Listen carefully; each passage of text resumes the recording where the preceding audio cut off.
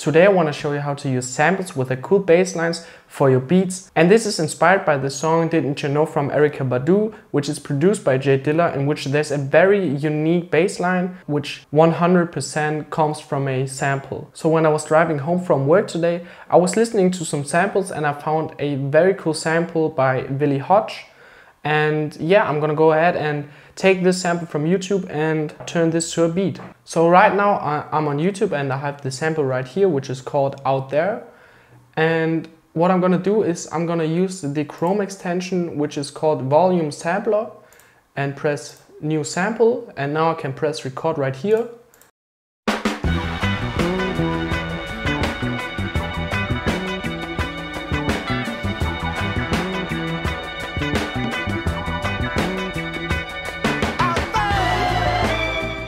And now that I have recorded the sample, I can press Save Selection, and I can call this Willie Hodge Sample and press Save.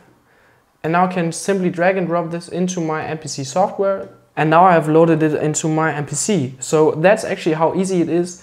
And you can see like it's super easy to work with the Chrome extension called Sampler, because you can sample anything from YouTube without going to some sketchy sites where you have to like worry about some viruses or something like that. So we have the sample right here.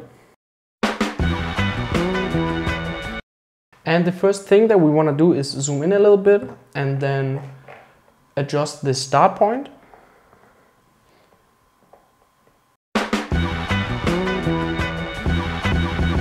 So it actually starts here. It has two snares at the beginning, but we don't want those, we just want the downbeat. So after we have adjusted the start point, we can just press discard. And now it starts on the downbeat. Next thing we want to do is chop the sample.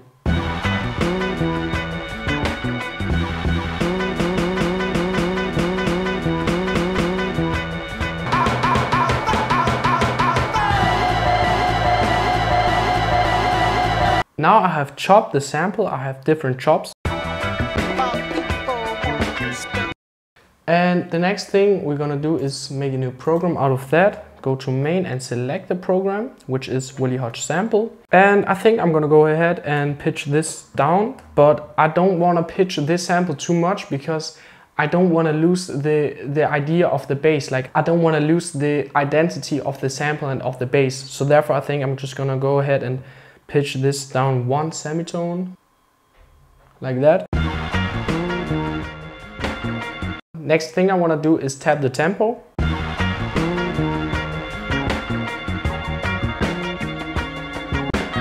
So around 77, I'm actually going to go ahead and round this up to 80. Yeah, let's go ahead and record a pattern. So I think I'm going to go with these. So yeah, let's go ahead and record.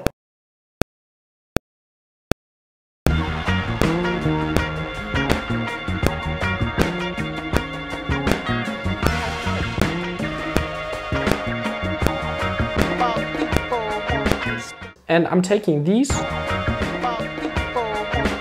where he says like some weird words. And I just do that because I can still maintain the idea of the bass line, but I can also get some variation, which I quite like. So we have recorded this. Let's check if everything is on the grid, because I don't want this to be offbeat. Looking good. So next thing I want to do is go to track 2. I'm going to actually go ahead and call this drums, so I don't get confused later on. And on track 2 I'm gonna go to the sample editor again. I'm gonna go sample select and take the Birdwave drum break.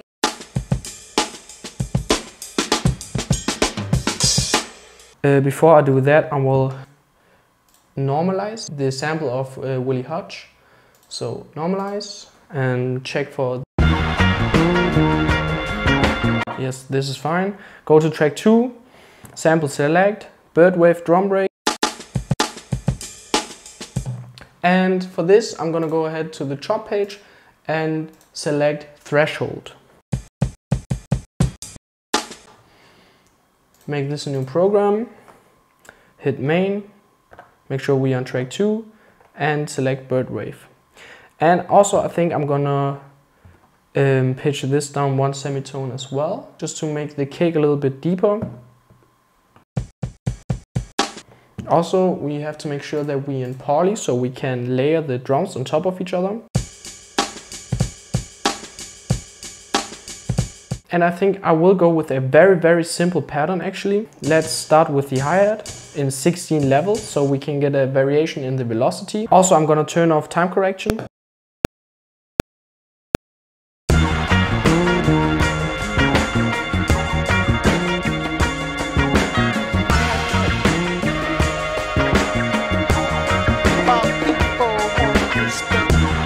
Next, I want to record the snare.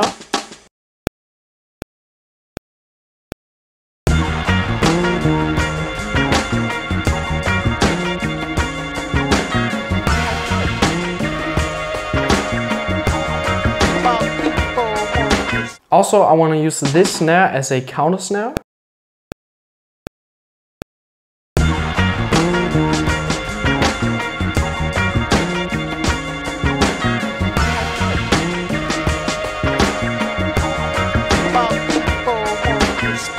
And lastly, I want to record the kick, and I'm going to use these two.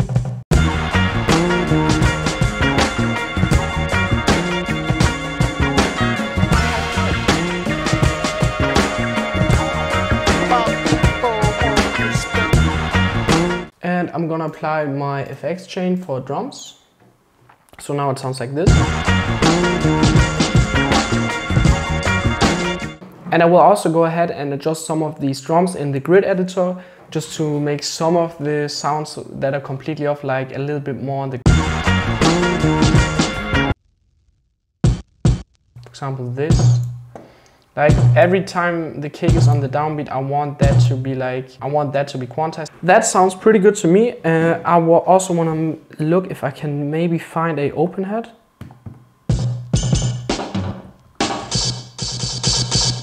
I think the closest thing we have to open snare is this. So let's go ahead and record that.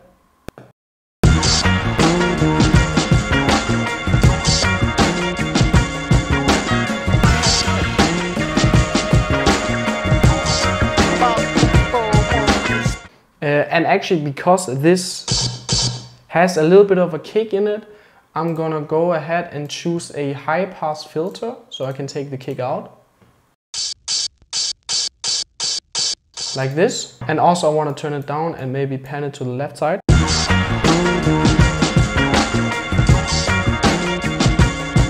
Yes, that is perfect. And then I also want to apply some effects to the sample. And I think I'm just gonna go ahead and use the same 4-band EQ, but take a little bit more of the high frequencies. And I'm using the same EQ for the sample as for the drums, because as you can see, I'm pushing the low end and also taking the high end. And therefore this is perfect for like the bass line, because I can push the bass line even more. So let's see how this sounds.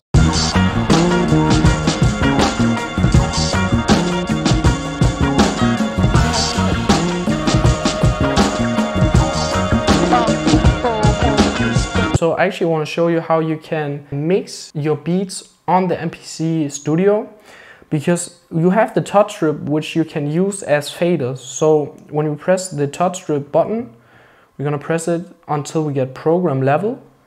And now, as you can see, I can use the touch strip as a slider for my fader.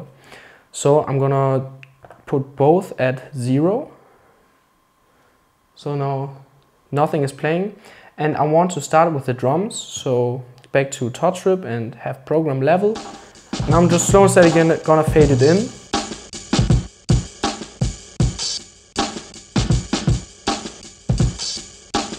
And now I can just go to track number 1 again and go to program level. And now I can just fade in the sample to the drums.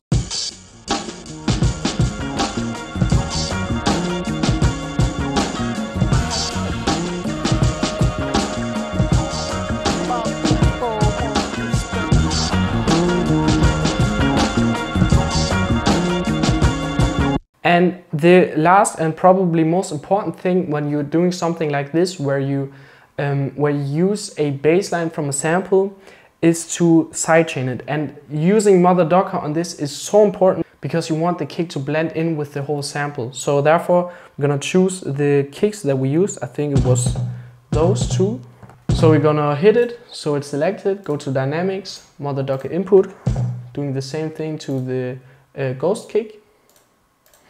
And now we're gonna go to the channel mixer again and go to the sample and select Motherducker. Now we're just gonna adjust the docking of the kick.